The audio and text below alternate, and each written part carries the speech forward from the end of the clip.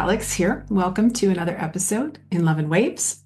I wanted to continue on the last episode that I did here in the beginning of season two to talk a bit more about this degradation of the ego that happens. It's not even so much, well, there's a degradation, there's a sanctification, and there's a almost an elevation beyond ego that happens as you are awakening. And I'm a hacker, right? Like, I think if you know me, you've been following me for a while, I'm hacking at health to try to get this physical body in its healthiest and best. I hack at my emotions, trying to learn how to, alchemize and deal with the shadow. And I also am working with the ego itself and how my mind works and the functionality, how I'm taking information in, how I am transmitting information out, and how can I best work with that and bring that into such a balance so that I can be on this track of awakening that I have been on. And what I found as I've come into a unity consciousness is some really, really incredible things when it comes to Jungian psychology, which I didn't necessarily study deeply, but it definitely came across my path during this awakening. And I did dive deeply into it for a period of time. And I really was able to learn a lot from it, glean a lot from it that helps me to hack into understanding how to operate in my life and not get so lost in the trauma and the dissolution of the ego that happens during awakening. It allowed me to see things in a different way, to feel more empowered about, oh, this is how I'm seeing it. This is how my unconscious is seeing it. This is how I can optimize it. This is how I can watch out for this spiritual ego. And here's how I can sanctify the whole darn thing and then let the whole darn thing go in terms of getting in the back seat and allowing instead my superconscious to take the lead. That is unity consciousness. That's following the soul. And so I think what I want to bring up here today, and I drew just a couple things out to introduce you to this concept. If you want to dive into it, I will give you the resources that I used. It was so extremely helpful for me. And it also really helped me to understand, even in the last maybe 5-6 months, when I took a little bit of a break here from doing YouTubes, what was happening, like literally what was happening to force me down deeper into the deepest levels of my shadow in order to bring that up and clear those emotional imprints out, and then instead come back into, and actually I say back into, for the first time in this lifetime, into a wholeness and into a unity consciousness where the four sides of the mind, the divided, split mind, the separation consciousness came into unity, all enfolded together and opened up and unlocked the unconscious, the superconscious. So I'm just going to give you a little brief overview of what this is, like I said, and give you a little bit of a, maybe a little picture of what's happened with me, just so that I can kind of bring it to life for you. So I mentioned the four sides of the mind. This is deep Jungian psychology. This is not MBTI in the sense of going to and taking a test and going and getting your personality test through MBTI, because unfortunately they're about 70% accurate, maybe even less. They don't look at the depth of all of the cognitive functions that you have and how they play together on the four sides in the mind. You actually have, in a sense, four different personalities all operating at the same time within your mind. And this is the divided, separated mind. And so to understand what those personalities are, what triggers the one to be dominant, what triggers it to go down into the unconscious, into the subconscious, what does that all mean? I'll give you an overview of that today. But again, it's the sanctification of this. It's a unification of this. It's a bringing it into a center point balance, a sweet spot that really unlocks the soul here. So there's actually, these are called cognitive functions. It's not necessarily personality or ego per se. This is how your mind, how you chose, it's like an archetype. Okay, this is actually D6. It's a little bit higher dimension, but you chose a specific archetype, different way. And of course, this is also in, in the astral realm. You were born at a specific time and location and all of that, which has to do with your astrology. But this is an archetype in terms of how you take in information, assimilate information, cognize, and how you transmit information. And this is how your brain works. So if you want to call it the ego, we're going to call it the ego here because it's separated, right? But it's not bad. We really tend to want to say the ego is bad, and because it's really the identification with the unconscious mind that can create a shadow, which can create not so savory outcomes in our lives, that really is where the quote unquote bad is. It's the separation consciousness that causes judgment and control and all of the things that create the sense of bad or not so good. That's the duality that we live in with a separated mind. When we unify and we sanctify that ego, it's not a bad thing. It actually works for us. And it's important to know that it is a part of us. It's a part of what allows us to be in this third dimensional reality. We have downstepped from avatar consciousness, right? Christ, Buddha, Krishna consciousness into different layers. We've downstepped and downstepped into this physical body. And with this physical body comes a mind and then also an etheric mind. And we get to use those to our benefit consciously or unconsciously. And that's really where that split has come in. So there's four sides of the mind, and there's different functions, cognitive functions, ways that we see and take in information and express it. So let's look at these four quadrants as four sides of the mind. Sorry about the glare, as usual. Let's try to put it somewhere where it works. There we go. So there's four sides of the mind. We've got the ego. This is basically within our first years of life, we develop that ego. And that is it's actually, I'll get into this in another video, the epigenetic overlay. This overlays your DNA, this ego, this personality, this way of perceiving in this time, space, physical reality, this ego. And you have four different functions here. I just put little lines here. I'm not going to go into deep teaching of this. This is not my expertise to teach. Again, it's Jungian psychology, and this is the 8 cognitive functions, not just the 4 of MBTI, much, much deeper. And I'll give you some resources about that. So the top 4 functions are going to be your hero function, your parent function, your child function, and your inferior or infant function. And those are the top main ways that you're going to process information when you're in your ego. Now, if those different 4 functions are not satisfied, let's just say, with the outcomes of the life, it dips down into the unconscious. And this is where you're going to have basically I can't remember what these are exactly, but you'll find in here your nemesis, your trickster, what is the other one? Your nemesis, your something, and then your trickster, and then your demon function. So these unconscious functions are what actually, when you're not able to control what's going on and things are not to your satisfaction, you dip down into the unconscious behaviors, ways of seeing the world, ways of reacting to the world and processing information that create the shadow. This is really where the shadow is built. Okay. Now, if you're able to function well in your main ego in the way that you have, you're able to manage your life well here, this last function, this inferior function, if that's happy, then you will pop over into the subconscious, and the subconscious gets unlocked. And this personality type is what really makes you happy.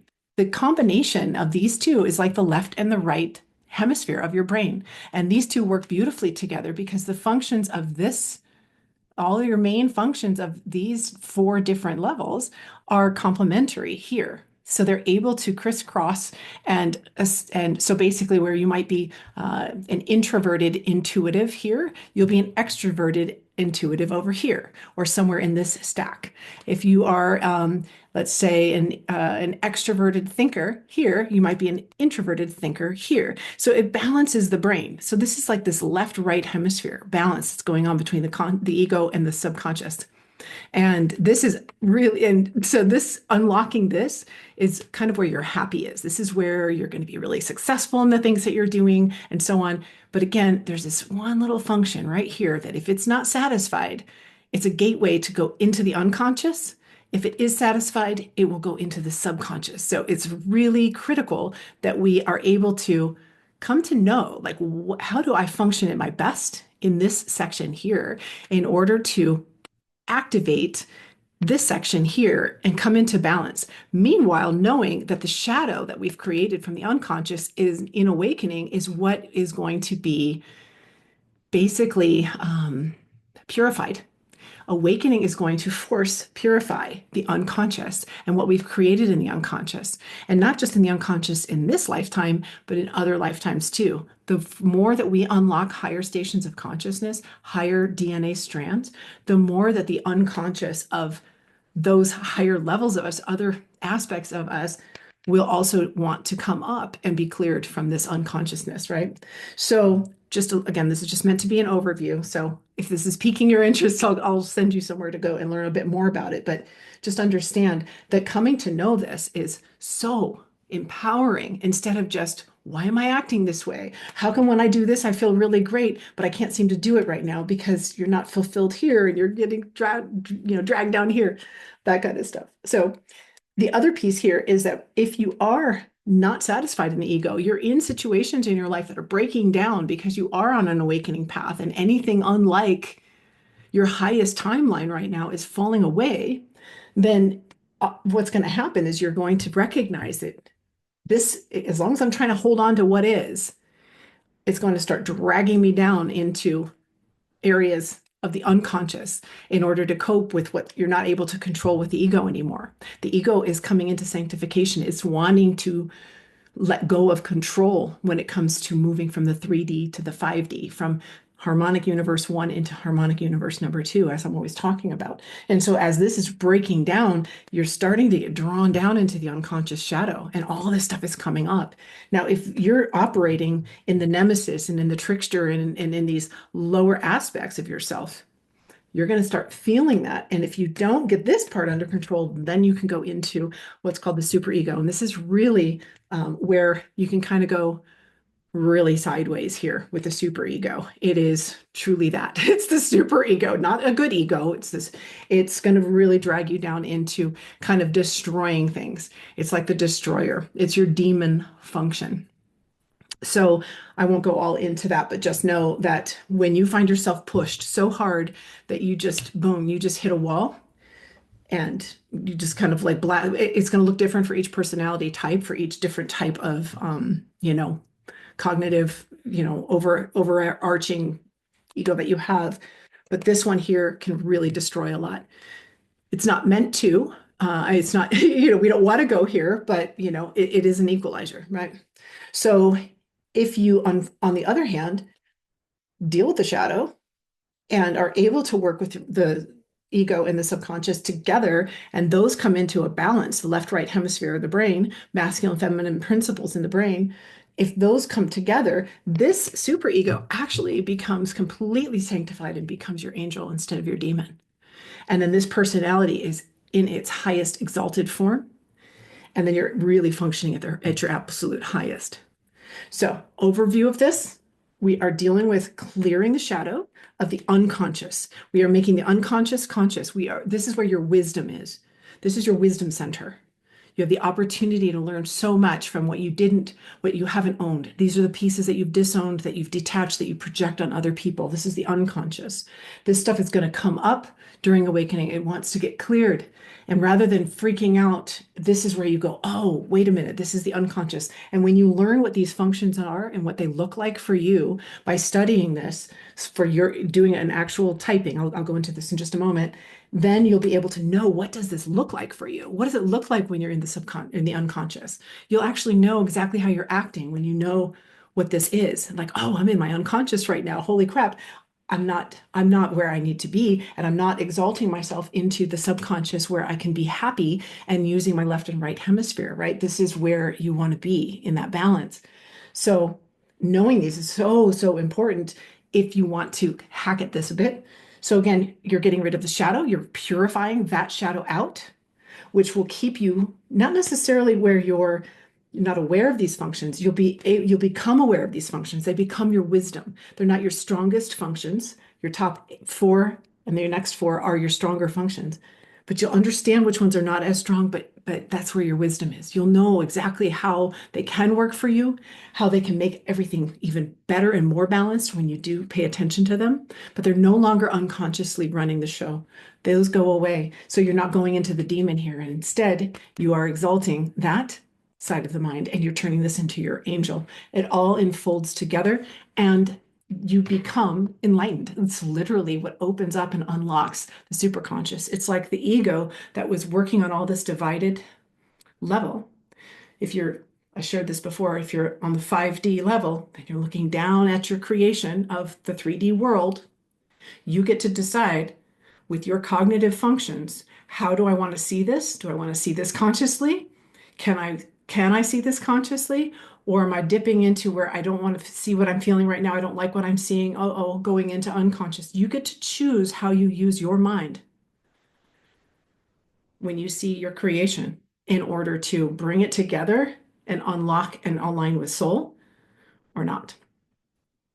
You will have this mind. You will always have the opportunity to choose. That is our free will choice. That's the beauty of free will choice. You can choose to go with soul or you can choose to go with the ego. Now, again, the terms make it a little confusing. When I say choose to go with the ego, it just means I'm not going to go with the soul. I'm going to go with what I think is right for me and what I identify as right for me. That's not what I'm talking about with this. The words look like that. This is your cognitive functions. This is how your brain works. This is how you receive information and how you disseminate and transmit information consciously or unconsciously. How you exalt it, how you bring it into a total coherence so that you can flow right in with source. And then you don't really need to make a choice anymore because you are choosing thy will instead of my will. When you put my will to these cognitive functions, you're going to be down in the boat on the lower part. You're going to be in the shadow and in the superego.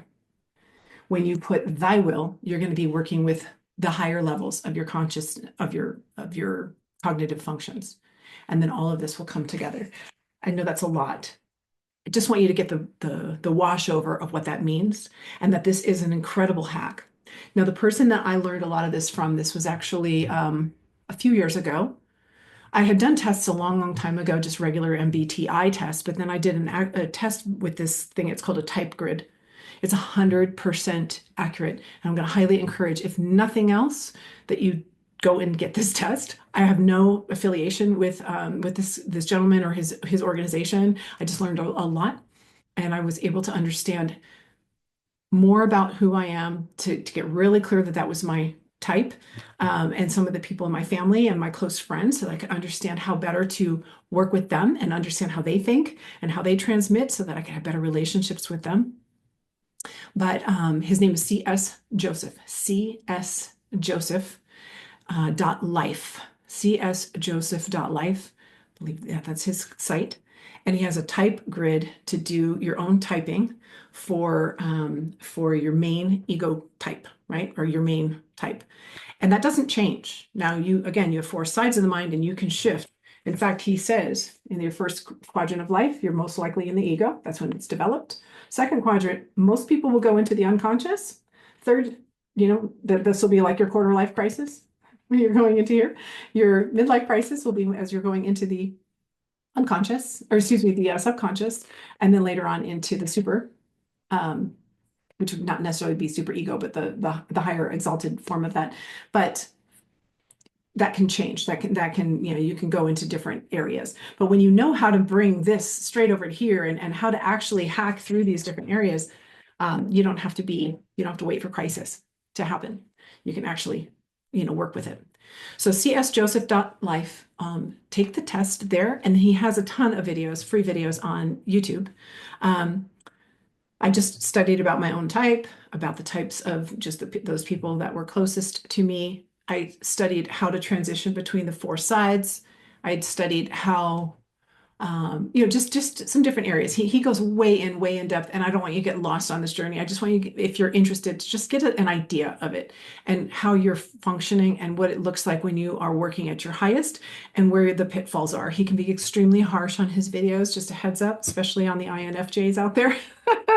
And but honestly, it's helped me with my relationship with my daughters. Like, I understand who they are and what triggers them and what doesn't trigger them, and when they're exalted and when they're down in the unconscious. It's really, really empowering, and it keeps you on top of your game, and it definitely helps you along the awakening path to know what's going on there, so that you can bring all of these together and actually drop the ego from being in the front seat at all, because you're so conscious of it. It can now really be just there for you as needed to keep you alive and well. But instead, you're just mainlining with super conscious. And that's what happens when you reach unity consciousness, when you reach 5D consciousness and above. It just all kind of overlays and gives you access to everything. One last point. what's really cool when you are waving, I was waving for a while in the 400s, just in that almost unity, and I taste it. And so often I would be there, but it wasn't anchored.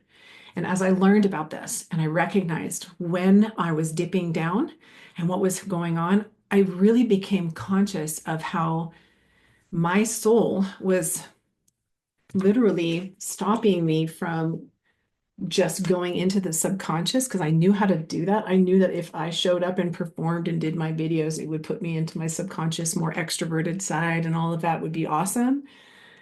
But it wouldn't let me. My soul was like, nope, we're going to finish up what's in your shadow right now. I'm not going to let you perform. I'm not going to let you do videos. I'm not going to let the words come out. You can take care of yourself and do all the other things that you need to make sure that your masculine, feminine's balanced and all that. But no, you've got some issues around your nemesis, around your inner critic, those different parts of this unconscious that needed to come up fully for me to see. The self-judgment, the self-criticism, the not feeling good enough, the not feeling worthy, all of those things were down in here. And until I couldn't, like literally my soul was like, no, you're not going to be able to hack this one until you finish this. You got to get this done. And as soon as I got that and I was able to do that, it just went whoosh, and the whole thing unfolded. And that was like the last step to the whole thing unfolding into unity. And so to be able to see that, like, what? That's why I'm bringing this to you. Because had I realized that beforehand, it probably wouldn't have taken 6 months. It took me a little longer, but now I see it. So big hack for you. So if you're interested in learning more, go to csjoseph.life, take the test, watch some of his videos, just learn whatever, do whatever you want to do there. I just wanted you to know that it was so valuable for me, and hopefully it'll help you with he calls it ego hacking, right? Because that's really ultimately what's happening when we are awakening. We are dropping the 3D ego, the spiritual ego, another conversation, but all of that goes, and we're going with soul. So I hope that this helps you today. I am here actually in the work that I do. If you're interested in working with me at all, I actually go into your subconscious together, and I work with body code, emotion code, and belief code. And we hack at and go directly into those things that might be keeping you in your shadow, in belief systems that create more of that shadow, trapped emotions, different energies that need to come up and be alchemized. We get to those lickety split with the guidance of your own subconscious, which knows everything about you. And so it's really, really exciting, great work. So if you're interested in booking a session, or if you have some questions about which offer is best for you, grab a session with me for free, and we'll talk about that for you. Okay, thank you so much. I hope you enjoyed this, and let me know your thoughts. We'll see you soon.